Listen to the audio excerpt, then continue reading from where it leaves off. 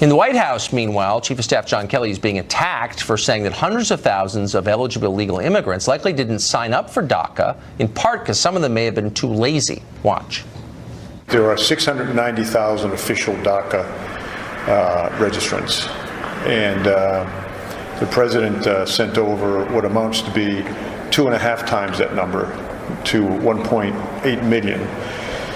The difference between 690 and 1.8 million were the people that some would say were too afraid to sign up, others would say were too lazy to get off their but they didn't sign up.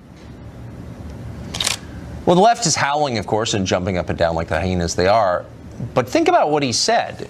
DACA did exist for 5 years. It was a special carve-out for people brought here illegally under the age of 18. And there were a lot of ways the federal government was helping people sign up for it. There were programs and translators and lawyers, a lot of things available to help immigrants apply.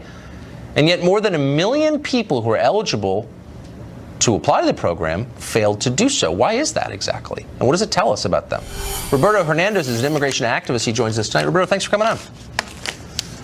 Hey, Tucker, how you doing? I'm doing great. So I think it's a really interesting question. So the majority of the people who were eligible for this program, which I think is unconstitutional in the first place, but it existed, they didn't sign up for the program. Now, maybe some say they were lazy. I don't think that's the explanation. I think they just didn't care.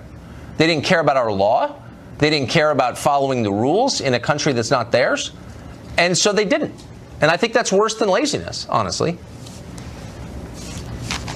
You know, Tucker, ay Dios mío.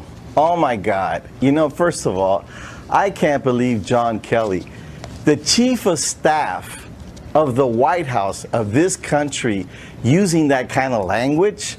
You know, to me, it's like, it reminds me of the bullies in 3rd grade. And if you really look at why did people not apply? People are afraid, Tucker. Look at all the ICE raids that are going on in this country right now. But this is not right now. The fear that people are living in right now. Right. Okay. You know, so wait, can I just ask you a question? Brown skin that we are. Don't give me the skin color thing. It's not about that. It's nothing to do with that. These are citizens of other countries. They're not picking on any other race. They're not picking on any other race. You know how many other you are single-handedly making me very against letting any of these people become citizens because you're making it a racial question when it's a question of citizenship. So these people are here illegally. Obama said, look, I'm going to let you stay under this program. I'm going to help you sign up under the Obama administration, not Trump, Obama, 5 years ago. And most of them didn't sign up. And now Trump is saying, I'm giving you citizenship anyway, which I totally disagree with, but whatever. That's the fact. But the point is, they didn't sign up. So what were they afraid of? The Obama people were like, we're helping you, give you a translator, and you still won't do it? Why? Because you don't care. That's why. You don't care about being legal. What's the other explanation? But let's look. Okay, you bring up Trump. Now that you bring up Trump, let's talk about Trump. It was under Obama, man. It is, because you know what? He created a crisis for DACA. Simple. It wasn't a crisis until he made it a crisis. Okay, but Roberto, it's a distraction for this country. Okay, when we have so many other issues and crises that we have in this country, that should not be the topic of this subject of what needs to be fixed in this country. I couldn't agree with you more. You know, we found common ground on that, but he's using it as blackmail. Let me ask you a question. Can you? Look, if I have one goal for this segment, it's to get you to. I want you to just answer this one question. Under Barack Obama, who offered this program to people here illegally, he said, look, I'm going to let you stay, give you legal status, and I'm going to help you sign up for it.